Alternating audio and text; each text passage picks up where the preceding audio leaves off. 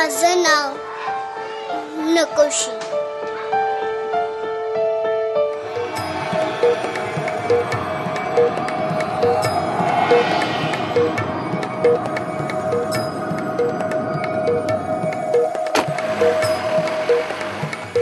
मी ज्या शेतात आता उभी आहे ते शेत आहे माण तालुक्यातलं. माण तालुका साताराच्या पूर्वेकडे येतो. हा कायमच दुष्काळग्रस्त भाग म्हणून ओळखला जातो. ऑक्टोबर महिना उजाडला तरी अजून इथे काही ठिकाणी पेरणी बाकी आहे. म्हणूनच स्थलांतर आणि दारिद्र्याचं प्रमाण इथे खूप दिसतं.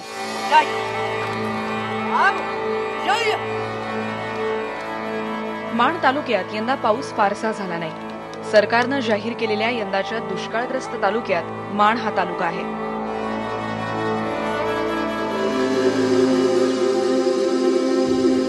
सातारच्या पूर्वेकडील माणसह खटाव, खंडाळा आणि फलटण तालुक्यातही हीच परिस्थिती आहे. 46,750 हेक्टर पिकाचं क्षेत्र नापेर राहिलंय.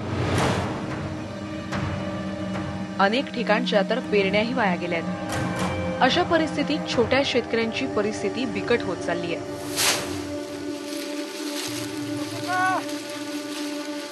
दहिवडी या तालुक्याच्या ठिकाणापासून 5 किलोमीटर अंतरावर जवळच वामन जाधव हे शेतकरी शेती करतात. वामन जाधव नकुसाचे वडील. साधारणशे 1 एकरभर शेती आहे आमच्याकडं. कांदे, मका, परत रब्बीला गहू, ज्वारी अशी पिके होतात आमच्याकडे. शेती नसेल तर काय रोजगार हमी निघतात.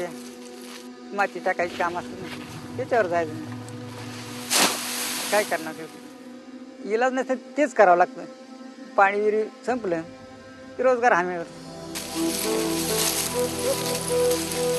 यंदा कांद्याचं पीक म्हणावं तसं आलं नाही. अर्थात हलक्या प्रतीचा कांदा आला.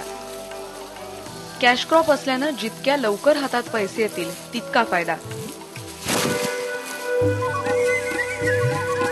म्हणून त्यांच्या शेतात लगबग चालू होती.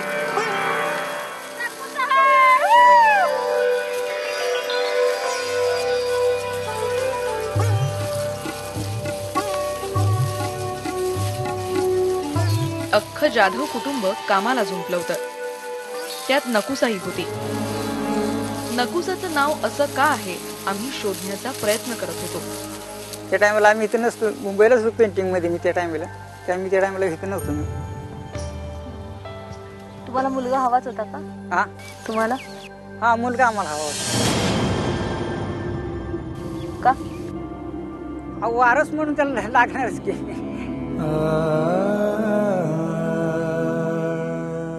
मुलगा वारस म्हणजे शेवटी सेवा कोण करणार आपली?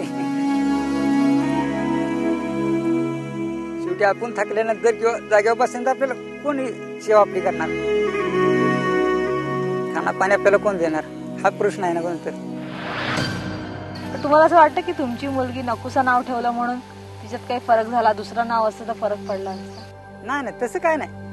नावामध्ये काय ते ज्ञानाचं ह्याचा काय विषय येत नाही. त्याचा कुठल्याही नावाचं जे डोकं चालत असतं त्याचा काही विषय येत नाही ना. की म्हणजे आनंद म्हणजे नकुसा नाव ठेवल्यावर वाईट वाटतं की आपल्याला म्हणजे सगळे हे नव्हतात ना की नकुसा नाव नको होती म्हणून आई वडिलांना नकुसा ठेवलं वगैरे. तसं दुसरं नाव असतं तर नसतं म्हटले ना की असं की तुझ्या आई वडिलांना नको होती घरचे नाहीत म्हणत शाळेत कॉलेजमध्ये वगैरे.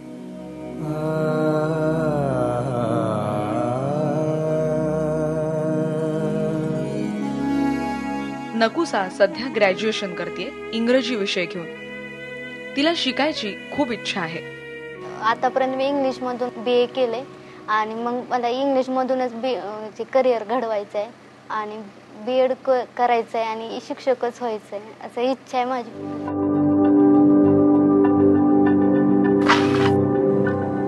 गावागावात मुलाच्या हट्टापायी हीच परिस्थिती दिसत होती. कुटुंबात वाढत चाललेली संख्या म्हणजे दुष्काळात 13वा महिना हेच आम्ही पाहत होतो.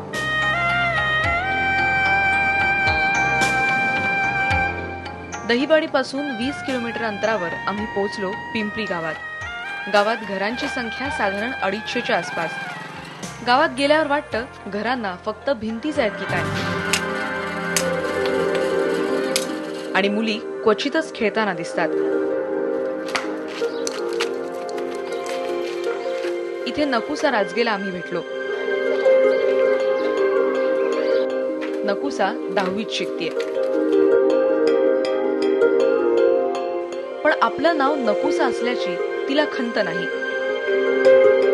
ती म्हणते, आई वडिलांनी मला वाढवताना कधी भेदभाव केला नाही. टीव्ही सिरियलची आवड असणाऱ्या नकुसाला स्त्रीप्रधान सिरियल्स खूप आवडतात. सिरियल होती काही तो गा म्हणून कार्यक्रम, त्यात 5 बहिणी होत्या आणि त्यात मेन जे होती हिरोईन तिचं नाव कशिश होतं. तिच्यावर पूर्ण आधारित होती मालिका. तिचं लग्न होतं, तिचा हजबंड असतं, तिचं नाव सुजल असतं. नकुसाला मोठ्या 3 बहिणी आणि नंतर एक भाऊ. नको होती म्हणून तिचं नाव ठेवलं असं म्हणणं राजगेंना मान्य नाही. काय म्हणते ती की वाढवली ती आजी आजा कोण असं तसं येतं पोटाला इथं आलं की असं झालं ह्याच्याबद्दल नाव ठेवलं नाही. की काय आम्ही मुली होती त्या जास्त म्हणून ह्याच्याबद्दल नाही ठेवलं. ती तिच्या म्हणजे पंजी आमची होती ती तिच्या पोटाला आलेली आहे म्हणून ती पहिली नकोसा होती नाव तिचं, त्याच्याबद्दल आम्ही ती नकोसा नाव ठेवलं.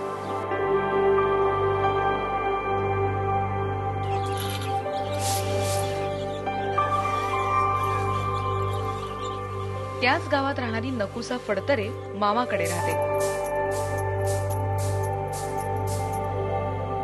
हिच्या मागल्या मुलाला भावाला मी नवस केला. आमच्या ज्योतिबाला डोंगरावल्या देवाला लेकाला नवस केला. लेकाला 3 मुली झाल्या आधीवर आणि नंतर मुलगा आहे आता येऊ. आणि मग म्हटलं बाबा देवा बघत दिलात ते दिलात, पण म्हटलं ही तुझीच बहीण आहे. म्हटलं हे जी परिस्थिती अशी आहे म्हटलं तू का देत नाही. स्वतःबद्दल तिला काहीही सांगावंसं वाटत नाही. आजी शिकवतेय हेच तिच्यासाठी मोठं आहे.